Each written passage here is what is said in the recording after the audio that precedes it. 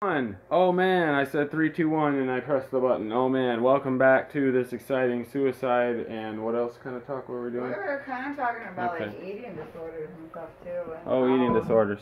How like there are a lot of times like people like another reason. Okay, like my one thing about eating disorders, like I've had periods in my life where I just literally felt subhuman and didn't deserve to eat. Like so I just couldn't. Like I would go like days without eating food. You know, like, and lose, like, all this weight, and then I get out of it and eat and gain a bunch of weight back, and it's just not healthy. Or, you like, you know, people, there's a lot of, like, reasons, like, with eating disorders, like, suicide and depression. Suicide and depression. But, I mean, I think deep down... When one does not feel that they deserve something because of, I don't know, like you were kind of talking about that before, not being, feeling deserving of something or... Yeah, but it might not be food, it could be love. You could feel like I said, like I would go long periods of time where I just really wouldn't make any effort into talking because I felt like what I had to say, like, didn't matter. Like I literally felt like that's how like the world was here and I was like way over like in the corner and like I just felt like I just didn't deserve to feel. Like I literally at times will like literally like I will like have a thought in my mind and I like almost say it and then I'm like, what's the point? Like nobody gives a fuck what I have to say anyway. And I haven't really been feeling like that nearly as much lately. You never felt like one day that someone might accidentally run into it if you say wrote it down or anything like that, or it just felt invalid. I mean, just in general, like even if somebody found it, like I didn't think it would matter because I mean, I've just always felt like maybe I'm not a human. Yeah. Gotcha. Like, I just... You can tell me if you're an alien. I don't necessarily think I'm an alien, but I definitely don't feel the same way that most people do. I'm very sensitive to other people, even in the worst situations. You can feel a lot of the... Yeah. I understand what you mean. You're an empath. I'm an empath as well. Yeah, and it's frustrating. It is. It can be overwhelming. Yeah, especially when you're a magnet for people who seek out people weaker than them to mistreat. Oh. You know what I mean? Like when to mistreat. Okay. That's like how you see like some women. It was like, okay, so how did I end up by you? But I'm not in any way one of those people, so it's all good. Like, so, what do you mean? You know, like, I don't seek out weaker people to... Oh, no, I mean, that... To a point, like, I guess, like, Ira, I used to feel, like, a little, I don't know, superior in just thought and stuff, and I've always hated myself about that, like, and that's part of the thing I couldn't accept, you know, with myself, and I don't know, different things like that, but there are reasons why we hang out with this person over here and this person over here, and you know. Yeah, I think everybody. And some is good, some is bad, and I mean, genuinely, I think most people try to have good reasons why they hang out with people, and not just selfish reasons. But yeah, well, I think everybody at points in their life are good, and I think everybody at points in their life are bad, and you kind of have to look at more like why the person made the choice or did what they did, or you also have to look at it like how it was meant. I mean, some people are just like mean and angry people because that's all they know, and they just find people who I don't know if like sensitive people have an aura or a presence to them that it's like for some reason like nasty abusive people tend to gravitate towards, I think. Like, well, if you're one of those I mean, like people and people can, you know, if that kind of person would hit on a person that they couldn't get in control right away, then they'll learn fast what kind of people to go for. Well, no, They'll go for the nice and passive. yeah, but people. what I'm saying is it's kind of, it's not even so much the abuser, it's the abusee, I guess. Like when you grow up and the people that are supposed to love and protect you are abusive to you, you tend to go on later in life and somehow find like you're a magnet for more abusive people.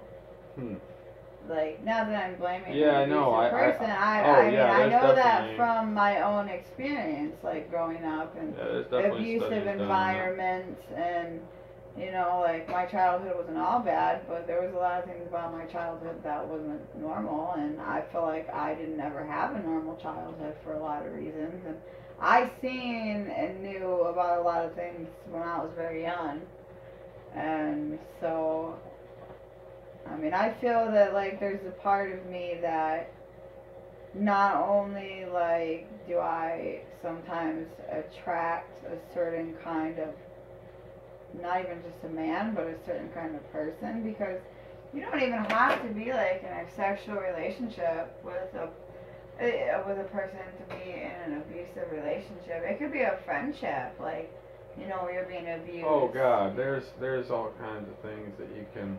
Sibling relationships, you know, like, I mean, and abuse can go woman to man, man to woman. It's, you know, abuse doesn't have a, I mean, you can go into rich people's houses where there's abuse, and you can go into poor people's houses and there's abuse, and I mean, you can't look at a person just by the way they look and say this person is going to be abusive one day. But for some reason, an abuser usually doesn't have too hard of a time like seeking out the weak. So it's just. I meant to actually keep Cubs back. It doesn't matter. She'll be alright. I think they're just more curious of each other, I think, than anything. Absolutely. Yeah, well, we all got the exciting. I think we all just got problems, and sometimes my problems might be worse than somebody else's, and other times maybe your problems might be worse than mine. But what pisses me off in life is when you're the type of person you are empathetic and you do care about other people's problems. But how come when it's you that's got problems, it's like, oh, well, you have control. When you have a disability or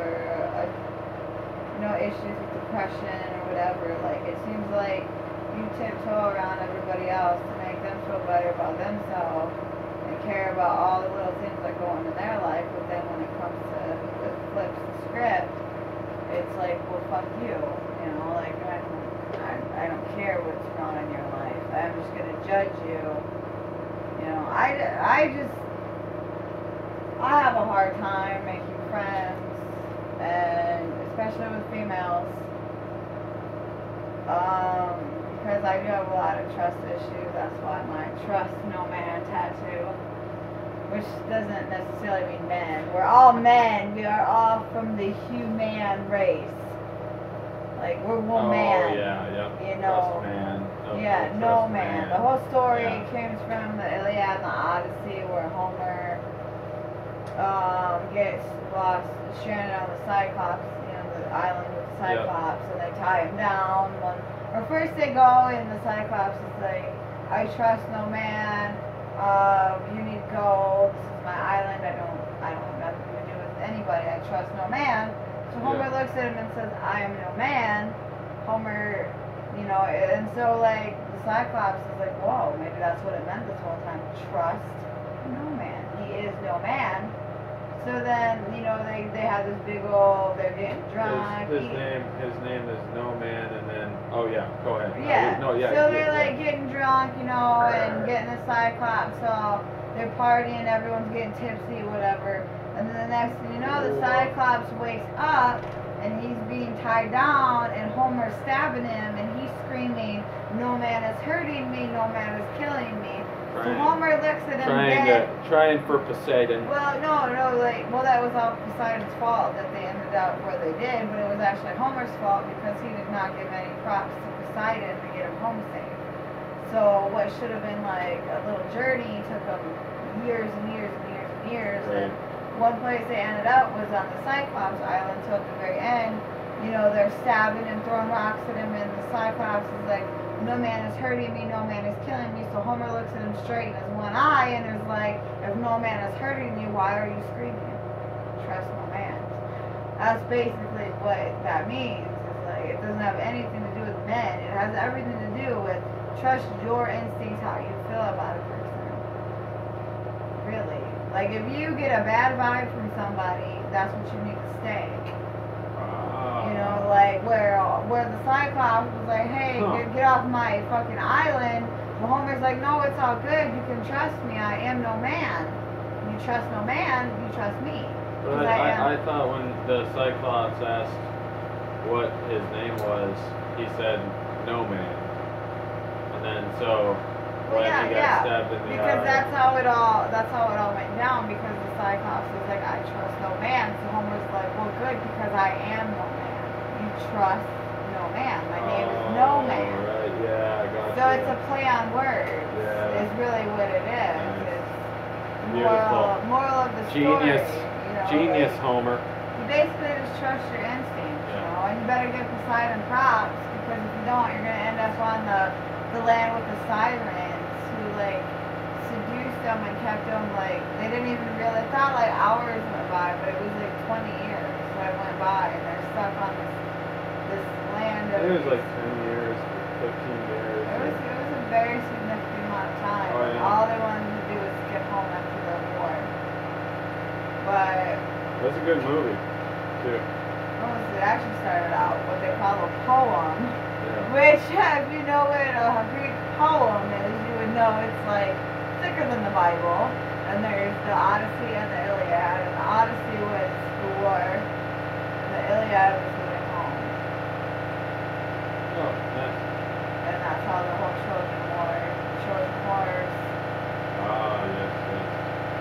I love mythology. Me too. I wish I could remember every name and everything, be an expert on names, but it's very hard to remember all these The thing four is, names, part basically. of what makes it complicated too is that if you look at all mythology, even Native American culture mythology, Greek mythology, Roman mythology, Egyptian mythology, all of it has they have a goddess of war, a goddess of war, a goddess of love, or whatever. I mean, and the stories, even when you take stories out of the Bible, there's stories that match up. It's just names are changed. Some people actually believe that they follow what other people may call mythology. A lot of pagans, Wiccans. A lot of the times they choose they might choose Greek gods or Roman gods or whatever. But that's what their god would be. But there's the god of all gods in Greek mythology, Zeus, but in different mythologies they might be something else. The goddess of love, and it's one of the Egyptian, I think maybe Egyptian. Some African mythology is Asheraldi, and that's their goddess of love and war. But we have Athena in Greek or whatever. Athena. It's all the same, really. It's the Lost City of Atlantis. Everybody has the Lost City of Atlantis story. It's just basically a town that got Emerald Tablets of Thoth. way too in over their heads, and just basically, I mean, it's the Lost City of Atlantis to me is what our They tried to world, build a Merkaba. Oh, they just got too big for their britches. That's really what happened. They tried to build a Merkaba, and it failed, and because it was like centuries since they built a Merkabah, so they didn't quite do it right. And then basically something happened to put us down into the lower consciousness level again, so that we wouldn't remember our past lives. Okay, sorry, I can't help but No, but basically about the that moral of stuff. the story, when you break it really down, is that this city of people got way too big for their britches and basically drowned themselves. And there's a lot of, I mean, you can look at That's not a good Atlanta story, but yeah, go on. well, they maybe. What I'm saying is, it depends No, on no, what I know what you're talking about. Well, it's just they got. It's kind of like how our like mythology is relevant in a normal everyday situation. Where I think of like the lost city of Atlantis is like, to us, our lost city, or what's gonna end us, is gonna end up being something like nuclear warfare. Like, and then we're gonna be like the Right. lost city. Yeah, like, if you get knocked I down, mean, all the it's, technology. I'm not getting is- into like a deep, genuine story about Atlantis. I'm just saying the moral of the story is that these people got way too in over their heads and screwed themselves, basically. Like, they just got too powerful. They too egocentric. They started doing things for themselves and not for the greater good. Well, yeah, because they're It's they like were Animal Farm. they were female minded, like a female consciousness originally, and they became more male consciousness. The only reason why I say And- they drowned is because a lot of people believe that you can find the city of Atlantis in the ocean. So Well, yeah, even in the Emerald Tablets of Thoth, I was just reading about how they actually talked about the Temple of Light, and it was interesting because there was a play on words too. It was like it was called the Temple of Light, and as I go above the temple, I rise above the temple, looking upon the temple and seeing the water, like rise above the temple, and it didn't say the Temple of Light. It just said the temple, and there's a reason why it's not the Temple of Light anymore, because he said that the darkness put on the and the water as a play on words. yeah, It was really cool. and so like it depends on how you really look at the story though.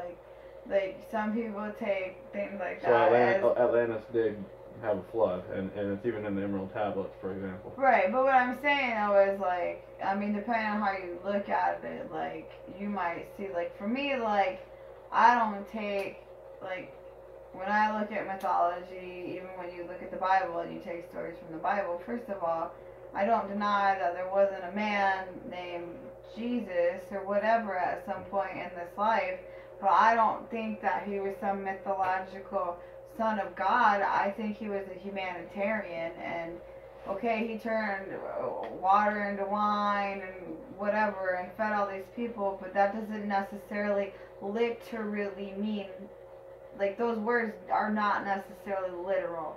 When you read things like mythology and, you know, like old fables and It just depends on. well, Is everything in the book literal, or is it all? Well, no, but you know? I take things like mythology, like I take that as the moral of the story. It's a fable. It's something to learn by. Yeah, definitely. And that's where, like, for me, like, maybe you might look at Atlantis in a different way than me because you feel maybe like that to you, like, that's what you believe, and that's fine. I just don't. No. I just believe we're all right and we're all wrong in the same sense. Well, I was just kind of more giving you crap. Like, I wasn't trying to really, be like a dick and No, be like, I know, you're it's totally wrong. But like, that No, was just it was I an just excuse feel for like- me to No, I get know. the Emerald Tablets in there. I just always thought things like that were kind of neat, like mythology and that, like no matter what, even, like when you read like different versions of the Bible and different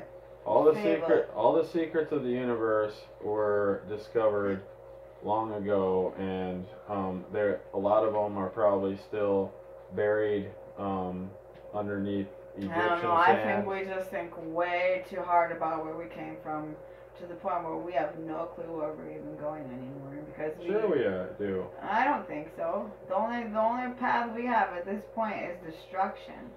No. Yeah. There's the age of Aquarius is coming up in approximately 2150. Yeah, but that doesn't have anything to do with the choices that we're making as humans right now.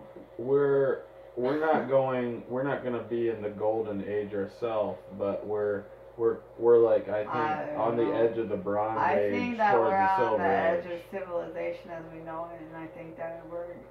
I don't think I'm So gonna have does any everybody. issues. Everybody, like Because everybody that's look ever at, lived, they always. because look at, I mean, things. We're not gonna have nuclear war. No, you know? we might not have nuclear war, but that doesn't mean that like we're not gonna have a war, and that doesn't mean things ain't gonna change. Things are changing. They've already been changing. They don't even need They're to have a war repealing to have parts things of change. like they're denying funding to women's health clinics.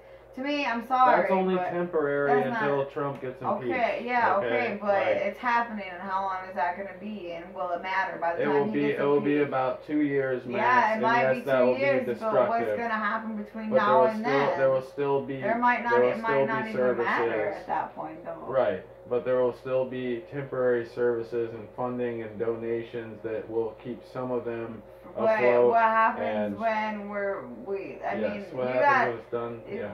I'm just thinking realistically. I just see the news and I see the fucked up shit that's happening, that's going on. It's just a reality TV show that you're gonna look back on this 20 years from now after things have gotten a little better. I don't think so. Well, if don't things, know. I'm saying if things get better. Yes, if, but that's the thing. Like you're only saying if. You can't tell me for sure. And right now, if you take all the evidence.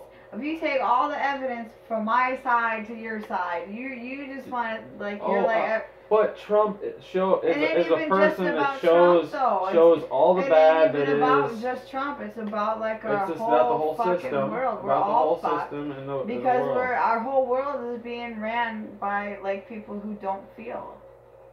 It's not just about our president. It's about people who make our decisions for us. In our life. Did you see what happened to John McCain?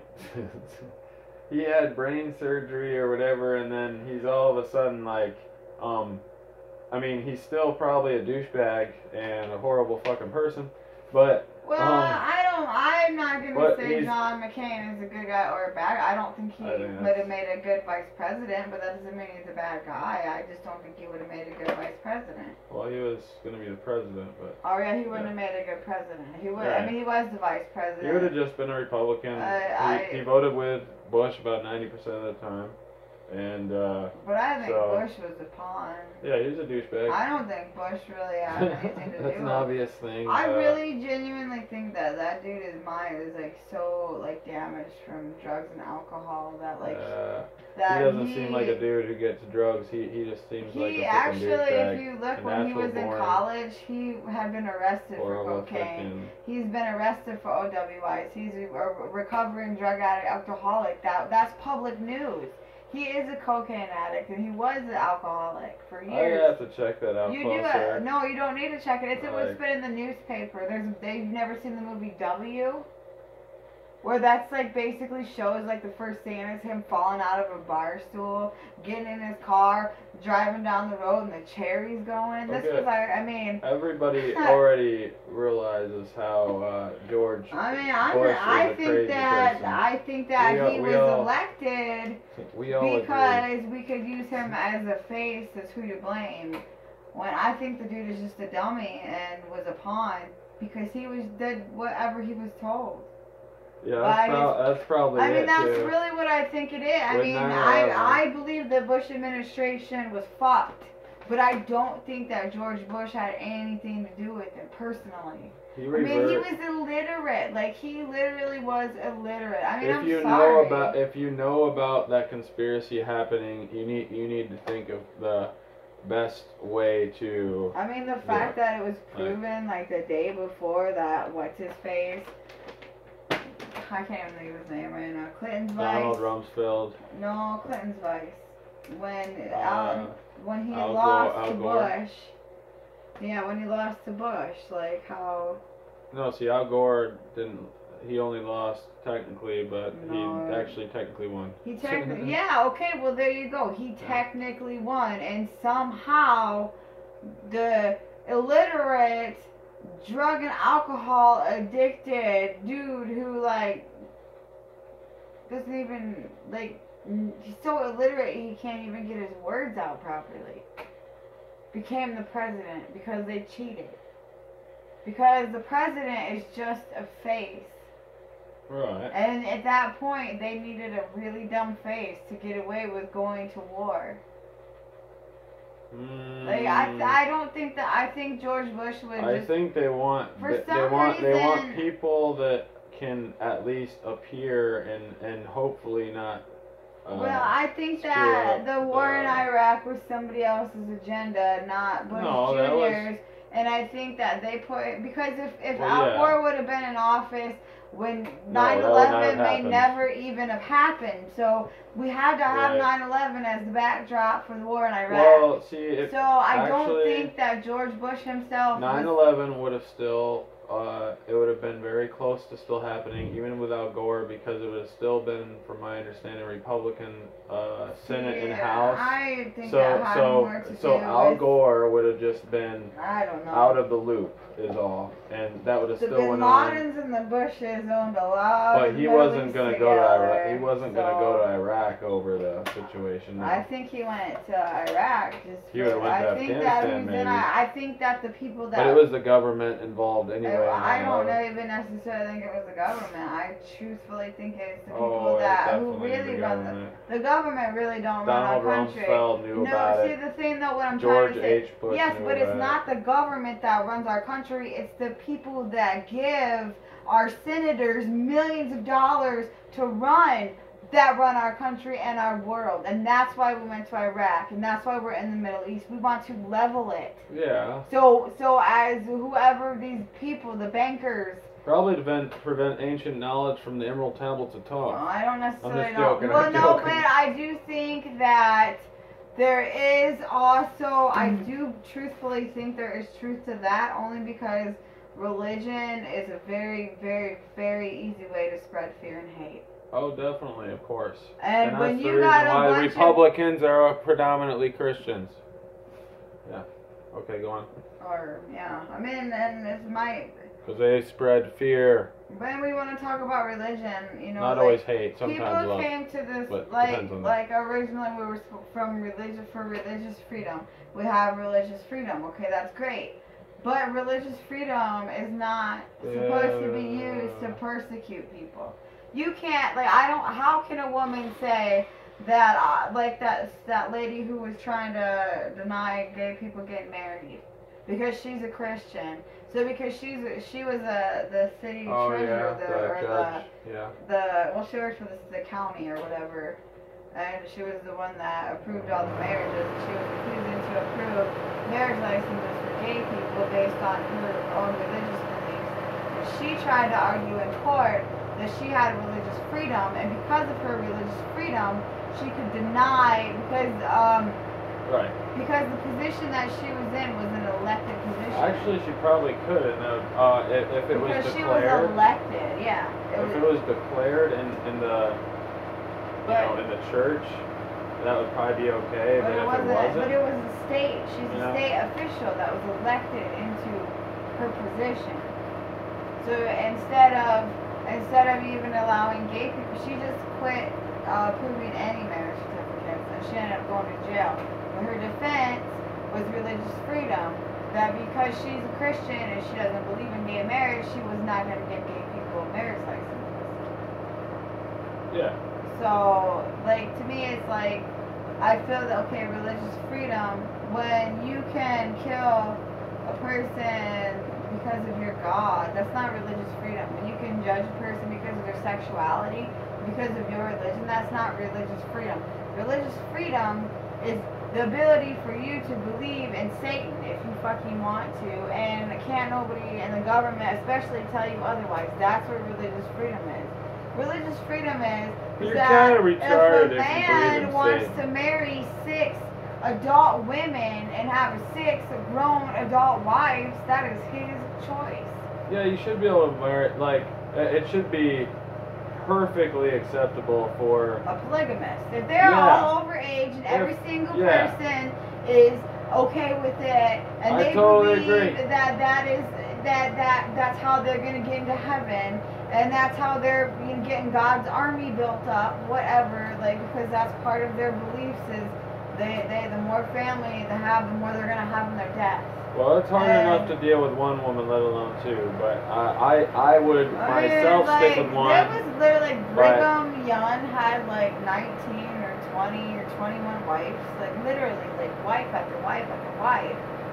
Like, and he was like one of the original polygamists.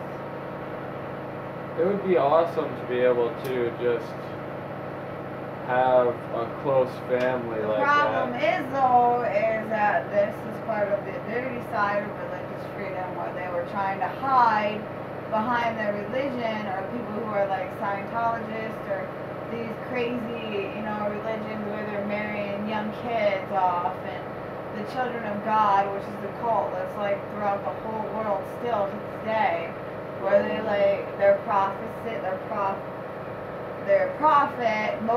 David Moses or whatever, like he was the original. I don't know if he was the original or if he was who took over this cult, but he had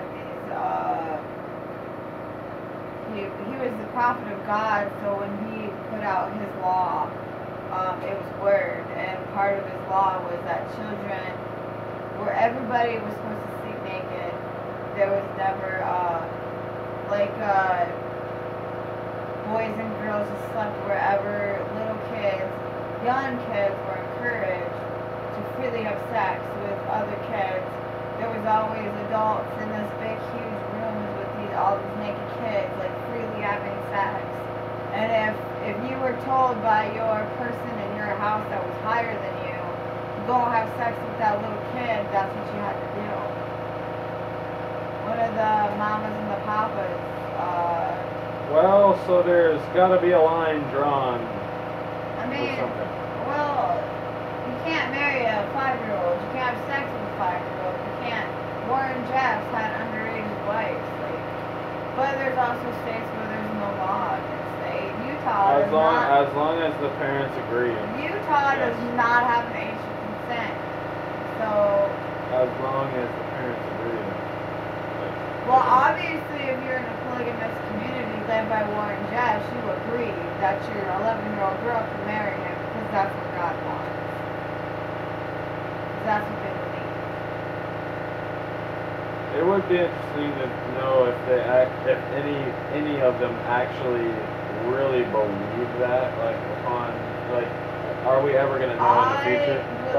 In the future, they claim, or there are predictions that we'll be able to, if in a higher state of consciousness, see auras, and so you'll be able to see the truth about everybody, just by looking at them, and some people claim they can see auras, and that just kind of has to do with what kind of energy, you're resonating with, I guess, Makes sense. So what you're saying is maybe Warren Jeffs was right? What's that? Like that the